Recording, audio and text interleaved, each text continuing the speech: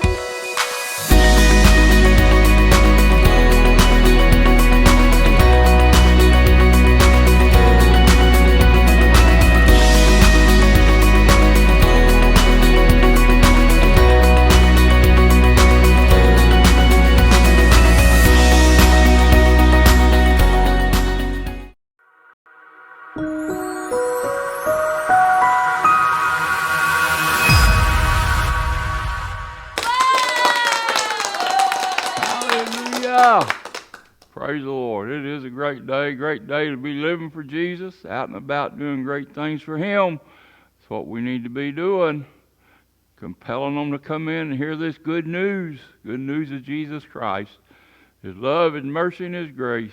Oh, it's fantastic. It is a beautiful Friday, any way you look at it. Hey, we need to remember Pastor and Sister Stacy as they're traveling today on their way back home from spending some time with Sister Chloe, so they're traveling about a 10-hour drive, so need to remember them in prayer. In prayer for this weekend, Dr. Pruitt's going to be with us talking about Called College. Got a lot of things going on. It's just a great day to be doing things for Jesus. So, hey, we're going to be looking at selfless or selfish giving and looking at Acts chapter 4, verse 32 through 5:2. This is the Message Bible. The whole congregation of believers were united as one heart and one mind. They didn't even claim ownership of their own possessions. No one said, "That's mine, you can't have it." They shared everything. The apostles gave powerful witness to the resurrection of the Master Jesus, and grace was on all of them. And so it turned out not one person among them was needy.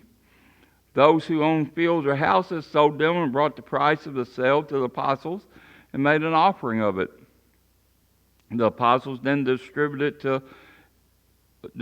according to each person's need. Joseph, called by the apostles Barnabas, which means son of comfort, a Levite, born in Cyprus, sold a field that he owned, brought the money, and made an offering to the apostles.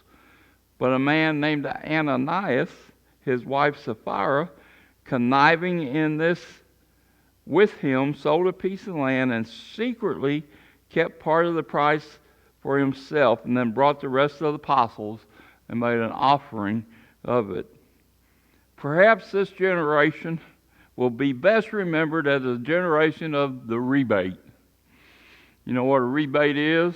The rebate is misleading yet highly provocative gimmick that lures the unexpecting customers into the store to purchase that which they don't really need.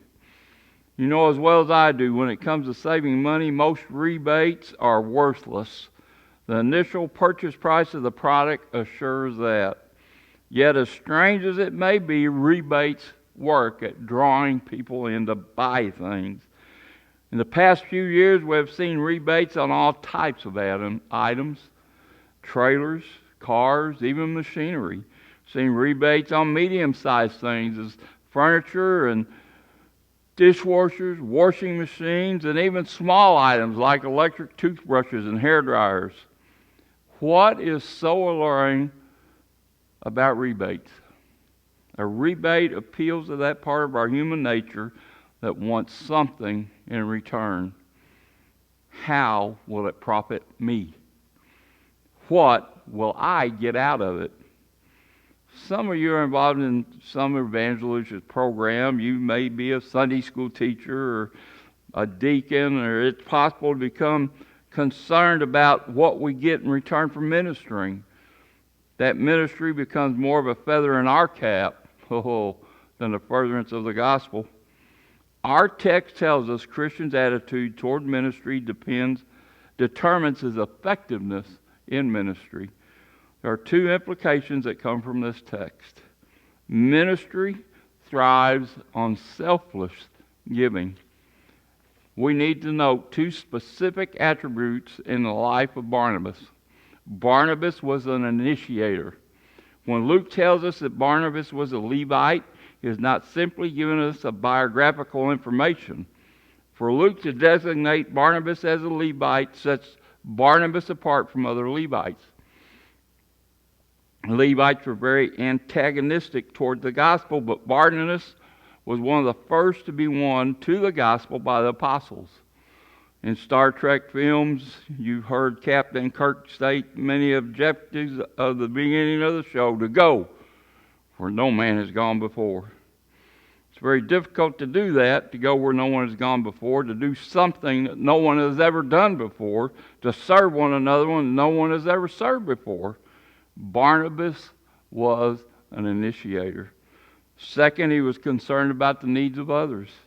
Barnabas, in an act of generosity, sold a piece of land and brought the sum of money and placed it at the apostles' feet. Doubtless, many of you from childhood have heard this parable of the Good Samaritan. Do you recall one of the individuals who passed by the victim? He was a Levite.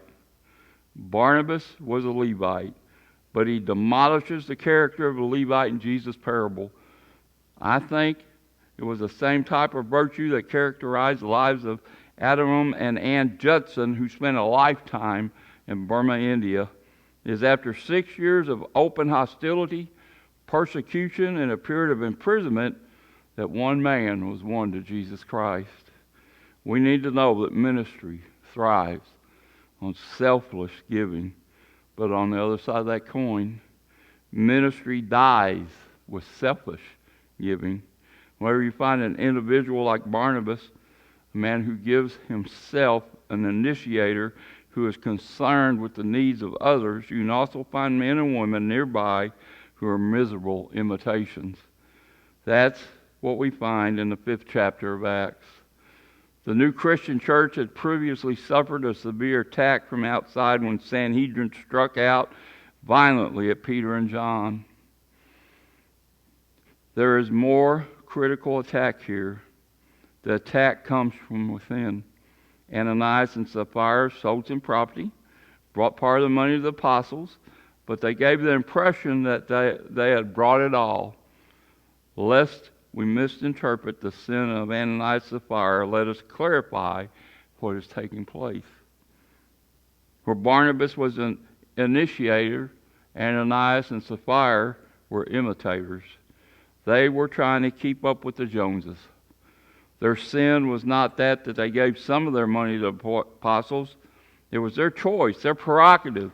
In fact, Peter said in verse 4 it was a voluntary thing for them to do. The sin of Ananias and Sapphira was covetousness, a religious hypocrisy of self-glorification. They wanted something in return. Billy Graham, in his book How to Be Born Again, recalled a story surrounding a group of freshman college students. They signed up for a course they thought would be easy. It was a course in the study of bugs. It was most unusual. They went to class, and in the first week they became aware that this professor was serious about bugs. He knew everything about every bug. He lectured the entire time about bug hair, bug legs, bug wings. He knew every species. He knew every subspecies. You can imagine what a freshman class of students would think after a week or so of doing that. They decided they would trick their professor. So one Saturday afternoon, they got together, decided they were going to collect bugs. They collected 7 or 8 different varieties of bugs, a whole conglomeration of bugs. They returned to campus, killed the bugs in a nice, humane way, and they dried them out that afternoon. They began to take a little tube of super glue and glue parts of the bugs onto another bug. They took a left leg and glued this leg there, and a wing, and it went over there. And they took the head and they put it over here, and another type of wing went over there, and until they had the most unique, phenomenal-looking bug you had ever seen. They were elated. They got done, and they walked into the professor's office early Monday morning, anxious to see what the professor would do and say about this particular variety of bug. They went in and said, "We were so moved by your lecture last week. Over the weekend, we found this unique bug just down the street." The professor looked at it in his hand for a while. He turned it over, and he held it under the light. He laid it down and did several things with it as the guys and girls in the group sat back and almost chuckled under their breath. Finally, he sat down with a great relief and said, "It's a humbug." You don't have to be very old. You don't have to be very educated. You don't have to have a master's degree, bachelor's degree. You don't have to have insight to know what you're looking at, an imitation. Ananias and Sapphira were imitators. They were keeping up with the Joneses. They were following after a man who had won admiration and won something in return. Ananias and Sapphira were not only imitators, whereas Barnabas concerned about the needs of others, Ananias and Sapphira were concerned about their own wants, the things they desired, and their own gain. There are some commentators who look at this passage, believe that the sin of Ananias was not quite as bad as it appears. That their motives were right at the beginning, but their motives changed with a large selling price came for their property. I have to disagree. I believe it was wrong from the very beginning, premeditated. They had discussed beforehand how to handle this transaction. It was deliberate desire on their part to get something in return, a rebate, if you will. One of the most remarkable bodies in the world, 47 miles long, 10 miles wide, at 12,990 feet below sea level, is located in one of the hottest regions of the face of the earth. It receives up to 5 million tons of water a day, but there are no outlets, no rivers running from this reservoir. Because there are no outlets, the water is 7 times as salty as the ocean. The Dead Sea is the epitome of selflessness. Its waters are vile and stagnant.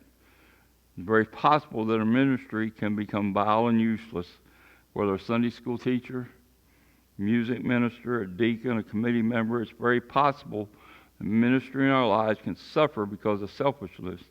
Ministry dries with selfish giving. The hymn writer, Isaac Watts, captures the very essence of what it means to be a selfless giver when he wrote, "But drops of grief can ne'er repay the debt of love I owe. Here, Lord, I give myself away. 'Tis all that I can do." Give our all for Jesus. He gave his all for us. It's hard to do sometimes. Keep looking up. Hey, God's there. He's helping. He's leading, guiding, directing. He's not going to leave us. There are many, many that we come in contact with throughout the day that need to know the love of Jesus Christ. And we have words of understanding and wisdom for them. Study, show yourselves approved, workmen, needs not be ashamed. Father, I thank you and I praise you for this day. God, I thank you for this opportunity. Lord, I'm so thankful for Lighthouse Assembly, God. Thankful for your people, God. They give and give and give. And Lord, it's all about you, and we know that. We understand, and help us to be about your business, and everything we say or do, that you get the glory, you get the honor. For it's all about you, God, and we know it is. We give you praise for another wonderful day, another wonderful weekend. Be with us, lead us, and guide us. Be with our pastor and sister Stacy as they're traveling home. Hand of protection upon them and their vehicle. Guardian angels about them. We thank you and praise you for it all in Jesus' holy name. Amen. Amen. Hey, it's a great day. God doing great things. Sunday morning, 10:30. Dr. Richard Pruitt will be with us. We will not have a PM service as it's Mother's Day. Spend times with moms and grandmas. Hey, it's going to be a great day. It's going to be a great weekend. Y'all have a blessed day. The lights are still on at the lighthouse, and you're going to make it with Jesus. Have a blessed day. You're a blessing.